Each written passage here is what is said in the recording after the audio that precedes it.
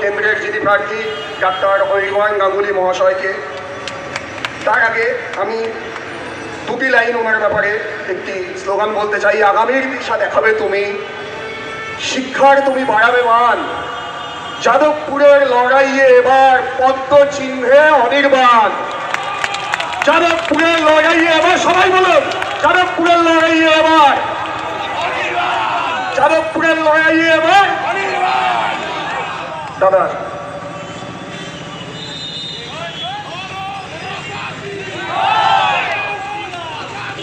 भारत माता की, भारत माता की, वंदे वंदे। আমাদের আজকে পরম সৌভাগ্য যে আমাদের মাঝে এবং আমাদের সাথে বাঘাযতীন থেকে দীর্ঘ পথ অতিক্রম করে র্যালি রোড শো করে আমাদের সকলের প্রিয়, আমরা যাকে অ্যাডমায়ার করি, আমরা যার দিকে তাকিয়ে থাকি এবং যার নেতৃত্বে সর্বভারতীয় তৃণমূল কংগ্রেস ত্রিপুরাতে 0.8% ভোট পেয়েছে, সেই ডক্টর মানিক শাহ মহাশয়কে আমরা স্বাগত জানাচ্ছি এখানে। তিনি আমাদের মাঝে, আমাদের সাথে রয়েছেন।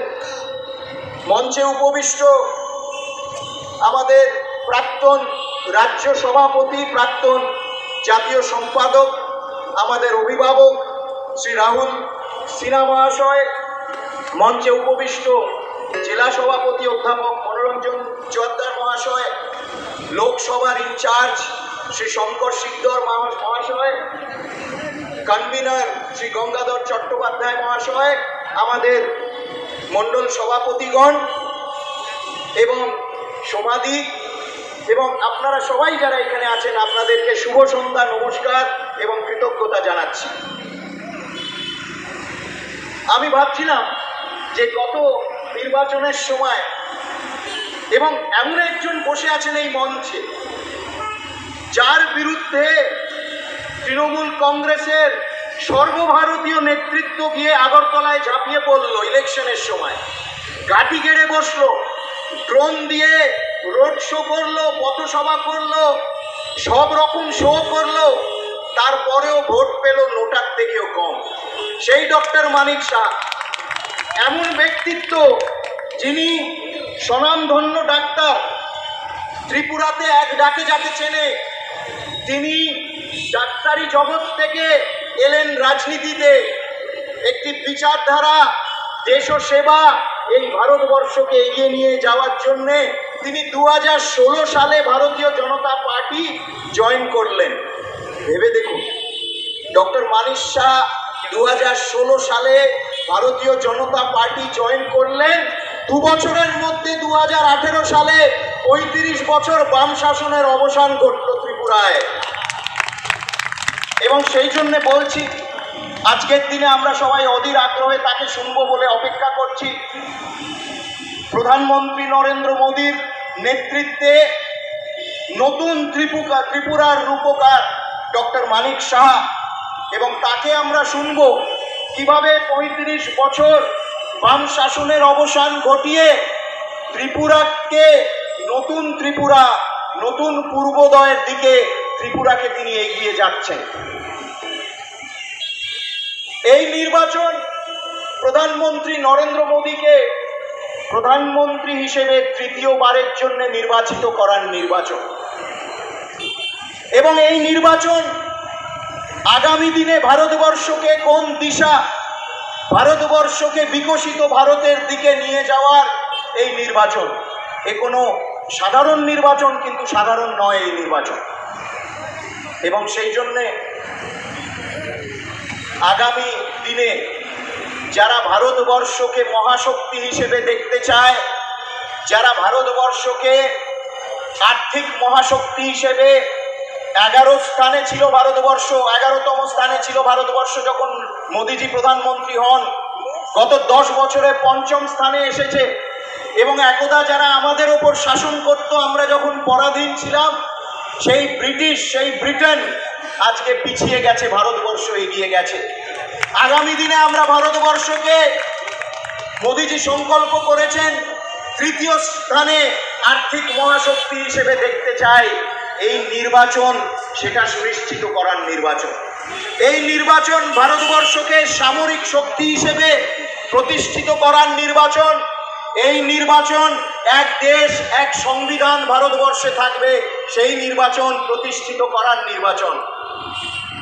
এবং এই নির্বাচন ভারতবর্ষকে 2047-এ যখন আমাদের স্বাধীনতার 100 বছর পালন করব আমরা, 25 বছর পর, এই নির্বাচন সেই নির্বাচন যে 2047-এ ভারতবর্ষকে বিশ্বগুরু মহাশক্তি হিসেবে দেখবে।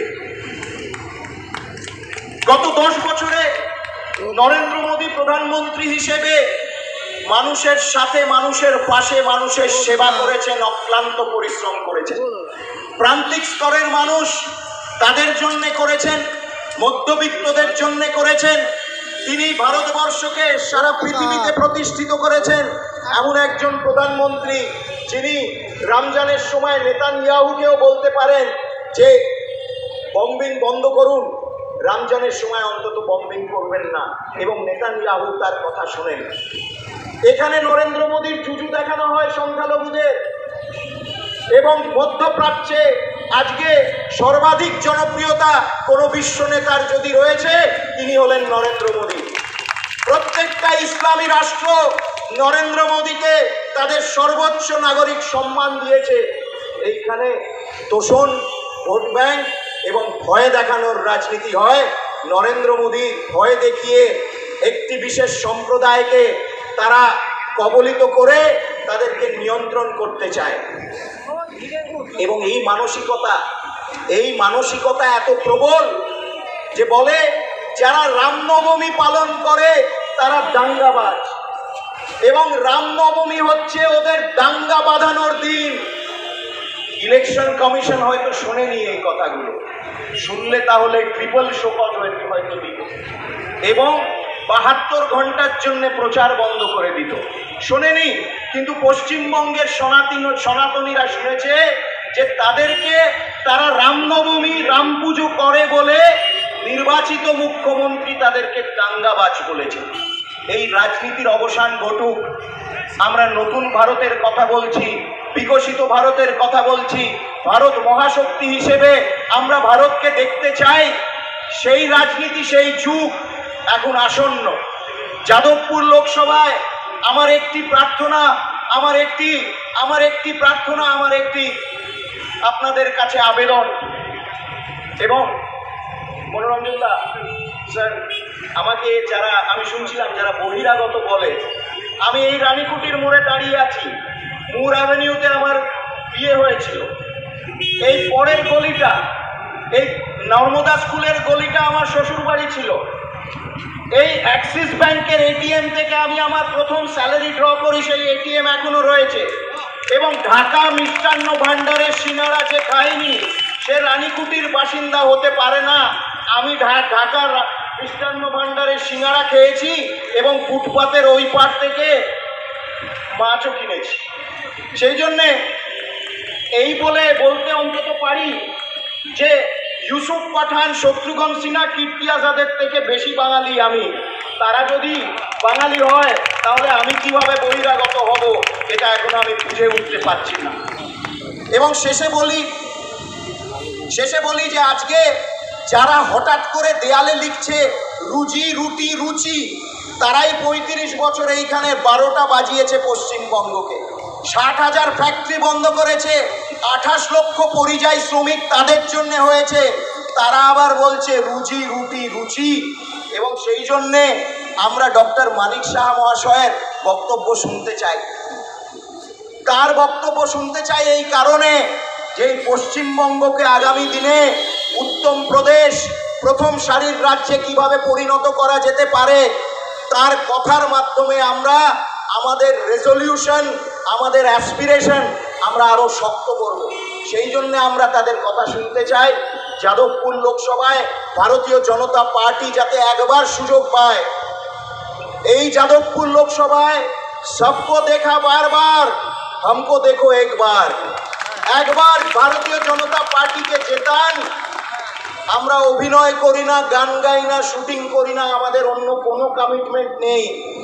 আমরা সারাক্ষণ 24 ঘন্টা 24x7 ফর 2047 আমরা মানুষের কাছে থাকব এবং আমরা যা প্রতিশ্রুতি দিই আমরা তা করে দেখাই। আমরা সাধারণ মানুষ, আমরা কোনো সেলিব্রিটি না, কোনো ইনস্টাগ্রাম নেতা নই, আমরা একেবারে মাটিতে থাকি এবং সেই জন্যে এই যাদবপুর লোকসভায় full time member of parliament লাগবে। গত 15 বছর part time member of parliament দেখা গেছে, full time member of parliament এবং full time member of parliament কেবলমাত্র ভারতীয় জনতা পার্টি দিতে পারে। পদ্মফুল চিহ্নে নরেন্দ্র মোদীর বিকশিত ভারতের প্রতি আস্থা দেখিয়ে 1 জুন আপনারা ভারতীয় জনতা পার্টিকে, নরেন্দ্র মোদীকে একটা সুযোগ দিন। যাদবপুর লোকসভা থেকে লোকসভা যাতে তার খাতে যায়, তার বিকশিত ভারতের স্বপ্ন যাতে আমরা এখানে পূর্ণ করতে পারি। আপনাদের অসংখ্য ধন্যবাদ। আপনারা ভালো থাকবেন, নিজের ভোট নিজে দেবেন এবং বিকশিত ভারতের প্রতি নিজেদের আস্থা জ্ঞাপন করবেন। এবং নিমন্ত্রণ রইল ঢাকা মিষ্টান্ন ভাণ্ডারের সিঙ্গারা, একদিন আমরা সবাই মিলে বসে খাবো। ভারত মাতা।